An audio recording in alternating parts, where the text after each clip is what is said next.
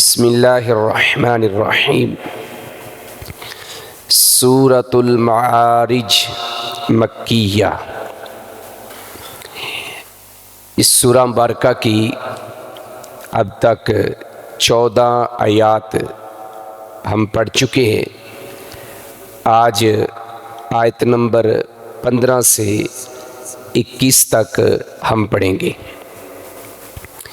فرمایا کلا انہا لظیٰ نزاعۃ للشویٰ تدعو من ادبر وتولیٰ وجمع فأوعیٰ ان الانسان خلق ہلوعا اذا مسہ الشر جزوعا واذا مسہ الخیر منوعا۔ پچھلی آیات میں اللہ تبارک و تعالی نے ایک ایسے انسان کا ذکر کیا جو دنیا میں دوستیوں والا تھا، رشتہ داریوں والا تھا، لیکن وہ اللہ کا باغی نافرمان تھا اور آخرت کے بارے میں اس کا ایمان یا تو تھا ہی نہیں یا بہت کمزور تھا، جس وجہ سے وہ گناہ ہی کرتا رہا۔ اب جب جہنم اس کے سامنے ہوگی اور وہ قیامت کا دن جو بڑا سخت دن ہے، جب اس کو اپنا انجام نظر آ رہا ہوگا تو پھر اس وقت ایسا انسان خواہش کرے گا کہ کسی طریقے سے وہ اس جہنم سے، اس آگ سے بچ جائے، اور پھر وہ خواہش اور آرزو یہ کرے گا کہ اس کے دوستوں کو، اس کے بیٹوں کو، اس کے بھائیوں کو، اس کی بیوی کو اور سورہ عباسہ کو سامنے رکھیں تو ماں اور باپ سب کو جہنم میں پھینک دو، بس مجھے بچا لیا جائے یا میں اپنے آپ کو بچا لوں۔ یہ اس کی خواہش ہے۔ اس خواہش کے جواب میں اللہ تعالیٰ فرما رہے ہیں کلا، ہرگز نہیں۔ یہ آج کی آیت ہماری، اس کے اوپر غور کریں، آیت نمبر 15 سے، ہرگز نہیں۔ یہ پہلے بھی کئی بار میں بتا چکا ہوں کہ جب اللہ اس طرح کا لفظ استعمال کرتے ہیں کلا، تو پیچھے جو بات ہوئی ہوتی ہے اس کی نفی ہوتی ہے۔ کیا مطلب ہے کہ جو تمہاری خواہشات ہیں یا اس مجرم کی جو خواہشیں ہیں وہ کبھی پوری نہیں ہوں گی، اس لیے فرمایا کلا، ہرگز نہیں۔ پھر اللہ فرماتے ہیں انہا، انہا کا معنی بے شک یا یقیناً، بلا شبہ، یہ سارے معانی انہا کے ہوتے ہیں۔ یقیناً ہا، وہ سے مراد جہنم، وہ سے مراد کیا ہے؟ جہنم۔ ہا ضمیر ہے، اس جہنم کی بات ہو رہی ہے۔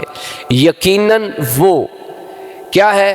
لظیٰ، لظیٰ کہتے ہیں شعلہ مارنے والی آگ کو۔ لظیٰ کسے کہتے ہیں؟ شعلہ مارنے والی آگ، یعنی ایسی آگ جس کے شعلے ہوتے ہیں، بہت بلند و بالا شعلے اس کے اوپر کو جا رہے ہوتے ہیں۔ تو جہنم کے بارے میں اللہ فرما رہے ہیں کہ وہ تیرا مقدر ہے، جس سے تو بچنے کے لیے کہہ رہا نا کہ میرے فلاں رشتہ دار کو بھی پھینک دو، فلاں کو بھی پھینک دو، تو ایسا نہیں ہوگا، جانا تجھے ہی پڑے گا۔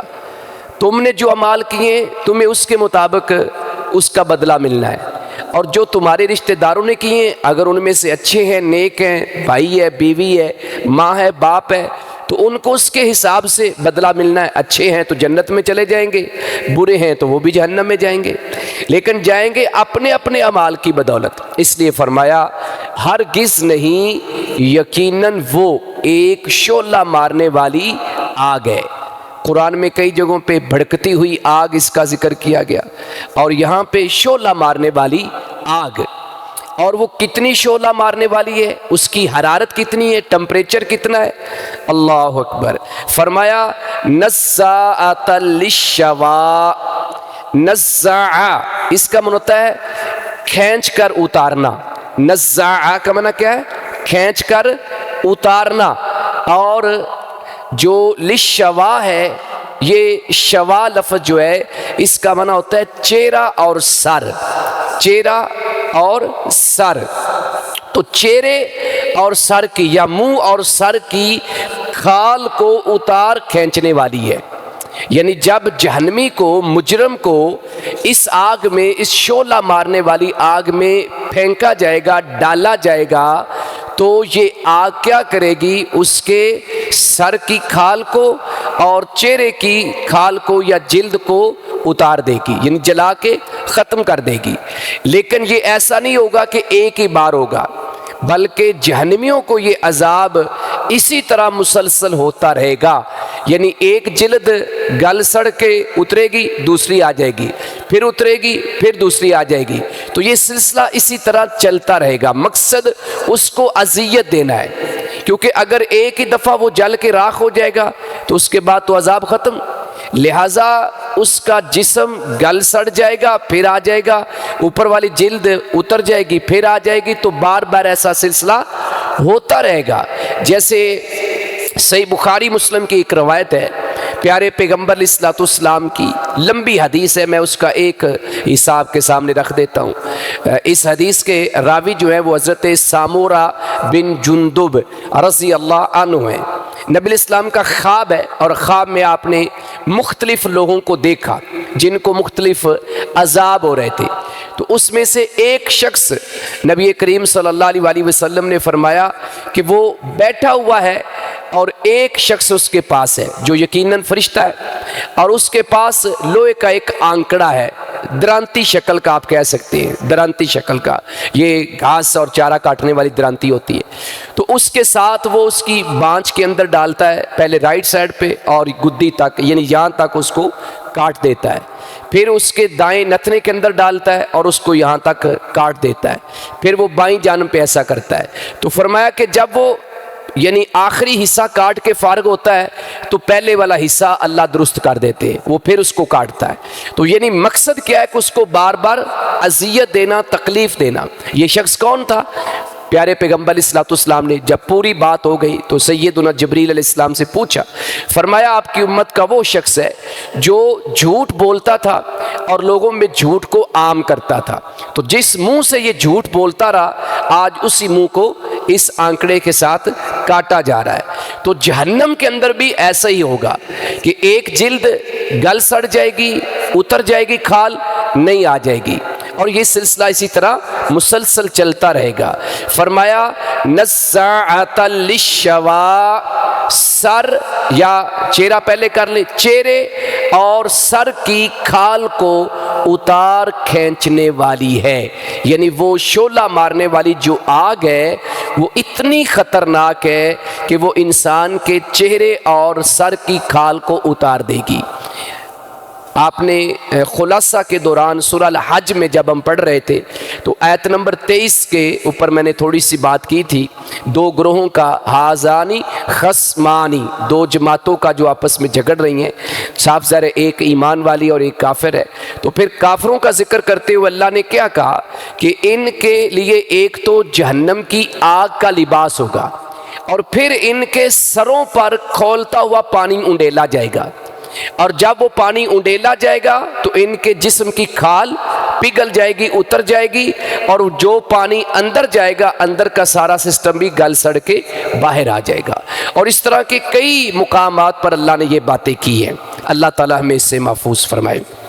فرمایا نزاعۃ للشوا، چہرے اور سر کی کھال کو اتار کھینچنے والی ہے. پھر آگے فرمایا تدعو، وہ پکارے گی، یعنی جہنم. تدعو، وہ جہنم پکارے گی، من، اس شخص کو، من اس میں موصول ہے، اس شخص کو، یا ہر اس شخص کو. کس کو؟ ادبارہ، جس نے پیٹھ پھیری. جس نے پیٹھ پھیری یعنی پنجابی کہنے پچھا کیتا، کس کو؟ دین کو۔ دین کی بات سننے کی بجائے اس نے اس سے منہ موڑ لیا، اعراض کر لیا، اس نے جس کو کہتے ہیں نا سنی نہ سنی ایک کر دی۔ فرمایا ادبارا، جس نے پیٹھ پھیری، وتولا اور منہ موڑا، وتولا اور منہ موڑا، یعنی جس شخص نے دنیا میں پیغمبروں کی بات کو نہیں مانا، اللہ کی وحی کو نہیں مانا، قرآن اور سنت پر عمل نہیں کیا، بلکہ سننے کے بعد بھی اس سے اعراض کرتے رہے، اس سے دور رہے، ایسے شخص کے لیے جہنم اس کو پکارے گی۔ اور یہ جہنم کا پکارنا اس کی زبان سے ہوگا، کیسے ہوگا؟ جیسے اللہ چاہیں گے، جیسے زمین اپنی خبریں بیان کرے گی، اس میں کوئی دوسری رائے نہیں ہے کہ آپ کہیں گے بھئی وہ جہنم کیسے بولے گی، اللہ بلائیں گے۔ آپ سورہ یاسین کو پڑھیں نا تو اس کے آخر میں کیا ہے کہ اللہ ہمارے منہ کے اوپر مور لگا دیں گے، اور بھی کئی جگہوں پہ ہے، اور ہمارے ہاتھ بولیں گے، ہمارے پاؤں بولیں گے۔ تو اگر میرے اور آپ کے ہاتھ بولیں گے یا کوئی بھی شخص ہے اس کے ہاتھ اور پاؤں اس کے خلاف گواہی دیں گے تو پھر جہنم کا بولنا کوئی ایسی عجیب بات نہیں ہے، بلکہ کئی جگہوں کے اوپر وہ پکار پکار کے کہے گی، جیسے سورہ قاف کی آیت نمبر 30 میں بھی اس بات کا ذکر کیا کہ وہ اللہ سے کہے گی کہ بس اتنے جہنمی ہے، حل من مزید، اور زیادہ نہیں ہے۔ یعنی آپ اندازہ کریں کہ وہ جہنم اور مانگے گی کہ اور میرے اندر جہنمیوں کو، مجرموں کو، باغیوں کو ڈالو، یہ تو بھی بڑے تھوڑے ہیں۔ تو گویا جہنم کا بولنا یہ بالکل ثابت ہے، اور قرآنی آیات سے بھی ثابت ہے، احادیث سے بھی ثابت ہے۔ باقی اس کے اوپر ہم یہ کہیں کہ کیسے بولے گی، تو یہ اللہ کا معاملہ ہے۔ اللہ اگر ہمیں بلا سکتا ہے، اللہ ہی بلا رہا نا ہمیں بولنے کی قوت طاقت اللہ نے دی ہے، تو وہ اللہ جہنم کو زبان نہیں دے سکتا۔ بلکہ سنن ترمذی کی ایک روایت میں آتا ہے جو سیدنا ابو ہریرہ رضی اللہ عنہ سے، اس میں یہ الفاظ ہیں باقاعدہ کہ جہنم سے ایک گردن نکلے گی۔ رسول اللہ صلی اللہ علیہ وسلم نے فرمایا کہ جہنم سے ایک گردن نکلے گی، اور فرمایا کہ اس کی 2 آنکھیں ہوں گی، ان آنکھوں سے وہ دیکھ رہی ہوگی، اس کے 2 کان ہوں گے، ان دونوں کانوں سے وہ سن رہی ہوگی، اور اس کی ایک زبان ہوگی، اس سے وہ بول رہی ہوگی۔ تو یہ کیا ہے؟ یہ جہنم ہے۔ تو فرمایا تدعو من ادبر وتولا، ہر اس شخص کو پکارے گی جس نے پیٹھ پھیری اور منہ موڑا۔ اللہ اکبر۔ آگے اللہ فرماتے ہیں وَجَمَعَ، اس مجرم کے بارے میں مزید اللہ بتا رہے ہیں جو اس جہنم کا ایندھن بننے والا ہے، اور اس نے جمع کیا یعنی مال۔ جمع سے مراد کیا ہے؟ جمع کیا، کیا؟ مال۔ اور تو کوئی چیز نہیں ہے، مال ہی جمع انسان کرتا ہے، اس لیے قرآن میں مال کو فتنہ قرار دیا گیا ہے۔ فرمایا اور اس نے جمع کیا، اور اس نے جمع کیا، پھر آگے کیا ہے؟ فَأَوْعَى، تو اس نے اسے بند رکھا۔ تو اس نے اسے کیا رکھا؟ بند رکھا۔ وعاء برتن کو کہتے ہیں، ایسا برتن جس میں کوئی چیز ڈال کے اس کو بند کر دیا جائے۔ فَأَوْعَى، تو اس نے اسے بند رکھا، یعنی بخیل، بخل کرنے والا۔ جہنم میں جانے والے لوگوں کی 2 قسمیں ہیں یہاں پر جو اللہ نے ذکر کی ہیں، ایک ایمان نہ لانا، اور دوسرا اللہ کی راہ میں خرچ نہ کرنا۔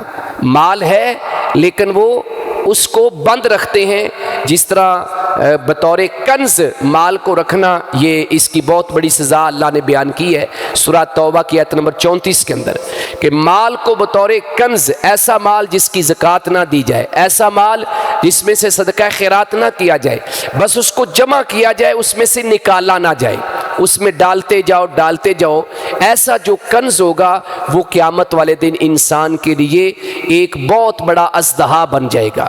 اور سورہ توبہ کے اندر کیا ہے کہ اس کو آگ کے اندر تپا کر ان کے جسموں کو داغا جائے گا، جہنمیوں کے جسموں کو اسی مال کے ساتھ داغا جائے گا۔ تو فرمایا اور اس نے جمع کیا تو اسے بند رکھا، تو اسے بند رکھا۔ پھر اللہ فرماتے ہیں ان الانسان، ان بے شک یا بلا شبہ، انسان ہر انسان کی بات ہو رہی ہے، خلقا پیدا کیا گیا ہے یا بنایا گیا ہے، پیدا کیا گیا یا بنایا گیا ہے، ہلوعا ہلوعا کا جو معنی ہے یہ جو اگر مفہوم کے اعتبار سے لیں تو اس کا مطلب یہ ہے کہ کم حوصلہ، بے صبرا۔ ایک اس کا معنی جو لفظی کیا ہے کچھ اہل علم نے وہ ہے تھڑولا۔ تھڑولا لفظ بڑا عجیب سا ویسے ہے لیکن کافی اہل علم نے کیا ہے تو، لیکن اس کا مفہوم جو بنتا وہ یہی ہے، بے صبرا۔ بے صبرا کیا ہے اس کی وضاحت آگے خود قرآن نے کی ہے کہ اگر اس کو کوئی تکلیف پہنچتی ہے تو پھر واہ ویلا کرتا ہے، اور اگر اس کو کوئی خوشی پہنچتی ہے، خیر پہنچتی ہے تو یہ اس پہ تکبر کرتا ہے اور ناشکری کرتا ہے۔ تو گویا کہ دونوں معاملات کے اندر ہی یہ کم حوصلہ ہے، کم ظرف بندہ ہے۔ اس کو ایک لفظ نزا فزا بولا گیا ہے، نزا اور فزا کا لفظ بھی استعمال اس کے لیے ہوا ہے۔ تو آپ اس کا کم حوصلہ لفظ یا بے صبرا کر لیں، آپ کے لیے آسان ہوگا۔ تو فرمایا کہ بلا شبہ انسان بے صبرا یا کم حوصلہ پیدا کیا گیا ہے۔ اب اس کی بے صبری کیا ہے آگے اللہ تعالیٰ نے وہ بیان کی ہے، اذا مسہ الشر، اذا میں نہ جب، مسہ کا معنی ہوتا ہے لفظ میں ہوتا ہے چھونا کسی چیز کو، لیکن یہاں پہنچنا۔ اذا مسہ الشر، جب ہو سے مراد اس بندے کو، اس شخص کی بات ہو رہی ہے، جب اسے کوئی تکلیف پہنچتی ہے، شر سے مراد تکلیف، مصیبت، پریشانی کوئی بھی آپ کر سکتے ہیں۔ جزوعا، تو کیا کرتا ہے اس کے اوپر بے صبری کا مظاہرہ کرنے والا ہے یا جزا فضا کرنے لگتا ہے، یہ لفظ بھی آپ اس کا استعمال کر سکتے ہیں۔ اس کے اوپر جزا فضا کیا ہوتا ہے، واہ ویلا کرنا، اس کے اوپر گلا شکوہ کرنا کہ یہ کیسے ہو گیا۔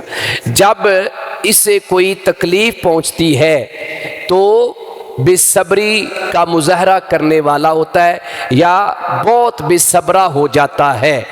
وَإِذَا مَسَّهُ الْخَيْرُ، اور جب اسے کوئی خیر پہنچتی ہے، بھلائی پہنچتی ہے، یعنی اس کو کوئی فائدہ ہوتا ہے، دنیاوی اعتبار سے کوئی مال ملتا ہے، منوعا، تو بہت روکنے والا ہے، تو بہت روکنے والا ہے۔ منوعا منع سے نکلا ہے نا، منع کس چیز کا، منع کر دینا، روک دینا، مانع سے، تو فرمایا منوعا، بہت روکنے والا ہے۔ یعنی یہ جو مجرم شخص ہے جس نے جہنم میں جانا ہے، اس کے بارے میں اللہ فرما رہے ہیں کہ اگر اس کو کوئی مصیبت آتی ہے، پریشانی آتی ہے تو اس پہ کیا کرتا ہے، جزا فضا کرتا ہے، یعنی اس پہ واہ ویلا کرتا ہے، بے صبری کا مظاہرہ کرتا ہے۔ اور اگر خوشی پہنچے تو پھر کیا کرتا ہے، مثلا مال آتا ہے تو اس مال کو بہت روکنے والا ہے، کیا کرتا ہے، اس میں سے خرچ نہیں کرتا، زکوٰۃ نہیں دیتا، کہتا بھائی کمایا میں نے۔ آپ اس کے لیے کبھی سورہ القصص کو پڑھیں نا، جو قارون کا واقعہ ہے، تو اس میں جو قارون کی، اصل میں قارون جو ہے یہ بنیادی طور پہ اسرائیلی ہے، یعنی بنی اسرائیل سے ہے، یہ بھی یاد رکھنا ہے۔ جو قارون ہے یہ فرعونی نہیں تھا، قبطی نہیں تھا، یہ حضرت موسیٰ علیہ السلام کی قوم کا ایک فرد تھا، لیکن یہ مل گیا تھا فرعون کے ساتھ۔ تو حضرت موسیٰ علیہ السلام کی قوم کیا تھی، جو حضرت موسیٰ علیہ السلام پر ایمان لے آئی۔ اب رشتہ داریاں تو تھیں، انہوں نے اس کو بڑا سمجھایا، اور ان باتوں کے اندر ایک بات یہ بھی تھی کہ بھائی اللہ نے تیرے اوپر احسان کیا ہے، اللہ نے تمہیں نوازا ہے، تو لہٰذا تو بھی اللہ کی راہ میں خرچ کر۔ تو اس نے کہا کس اللہ کی بات کرتے ہو، آپ اندازہ کرو، یہ تو میں نے اپنے علم سے کمایا ہے، اس میں اللہ کا کیا کمال ہے۔ تو آج بھی ہم سارا کریڈٹ اپنے آپ کو دیتے ہیں نا کہ میں نے یہ محنت کی، میں نے یہ فلاں ڈگری کی تو مجھے یہ جاب مل گئی، یعنی اللہ کا نام، اصل میں یہ شیطان ہر وقت جو ہمارے ساتھ ہے نا، وہ ہماری زبان سے شکر کا کلمہ ادا ہونے نہیں دیتا۔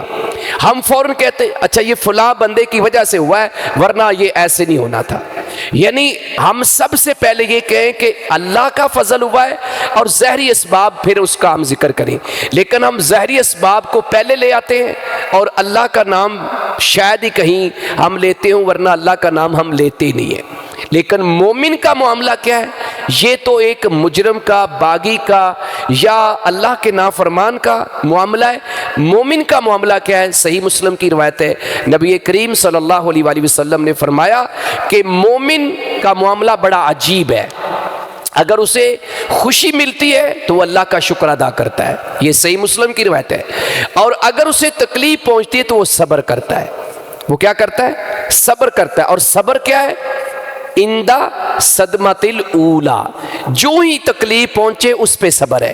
یہ نہیں یہ رو پیٹ کے واویلا کر کے اور 2-4 دن سارے گلے شکوے کر کے نوحہ کر کے تھک ہار کے پھر بندہ کہے کہ اب میرا صبر ہے. ایسا صبر نہیں ہے. فصبر جمیل، جو حضرت یعقوب علیہ السلام نے کہا تھا، اور اسی سورہ مبارکہ کے اندر آلریڈی ہم پہلے درس کے اندر پڑھ چکے ہیں. فصبر صبرا جمیلا. اگر آپ کو یاد ہو کہ اللہ کے پیغمبر اسلام سے یہ کہا گیا کہ آپ ایک اچھا صبر کریں، خوبصورت صبر کرے. اور خوبصورت صبر یہی ہوتا ہے تکلیف جتنی بھی بڑی آ جائے زبان پہ شکوہ نہ لایا جائے اور دل کے اندر یہ خیال بھی نہ آئے کہ پتہ نہیں یار اللہ کیوں نہیں میری مدد کر رہا. یہ بھی نہیں لانا، بس اللہ پہ توکل رکھنا ہے. تو مومن کیا کرتا ہے؟ مصیبت میں، پریشانی میں، تکلیف میں، دکھ میں، بیماری میں صبر کرتا ہے. خوشی آتی ہے، جو خوشی آتی جاتی ہیں، میں اکثر یہ بات ذکر کرتا ہوں، وہ اتنا شکر بڑھاتا چلا جاتا ہے. اور میں نے پہلے بھی کئی دفعہ یہ مثال دی ہے کہ آم کے درخت کو جتنا پھل زیادہ لگتا ہے وہ اتنا زیادہ جھکتا ہے.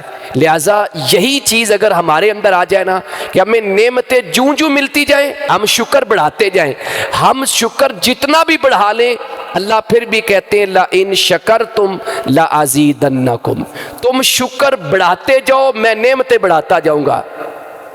تمہارے شکر میں کمی آ سکتی ہے لیکن اللہ کی نعمتوں میں کمی نہیں آ سکتی. تو یہ اصول جو ہے ہمیں یاد رکھنا چاہیے کہ حالات جیسے بھی ہوں ہر حال میں اگر مشکل حالات ہیں تو پھر بھی صبر کریں، خوشحالی ہے تو اللہ کا شکر ادا کریں. اگر ہم یہ دونوں معاملات کے اندر فیل ہو گئے تو پھر ہم مومن نہیں ہیں. اور جب مومن نہیں ہیں تو پھر انجام آپ کے سامنے ہے جو قرآن نے بیان کر دیا ہے. اللہ سے دعا ہے کہ اللہ ہمیں کتاب و سنت کی سمجھ نصیب فرمائے. ان 7 آیات جو ہم نے پڑھی ہیں مختصر خلاصہ اس کا یہ ہے کہ جو مجرم کی خواہش تھی نا، جو کل والے درس میں باتیں ہوئی ہیں، وہ ساری کی ساری بس خواہشات ہیں، اس کی حقیقت کچھ نہیں ہے اور اس کی کوئی خواہش بھی قیامت والے دن پوری نہیں ہوگی، بلکہ اس کو ایک شعلہ مارنے والی آگ میں ڈالا جائے گا جو اس کے چہرے اور سر کی کھال کو اتار دے گی. اور یہ وہ انسان ہے جو دنیا میں مالدار تھا لیکن اللہ کی راہ میں خرچ نہیں کرتا تھا اور ہر معاملے کے اندر جلد باز، بے صبرا، کم حوصلہ تھا، جزا فضا کرنے والا تھا.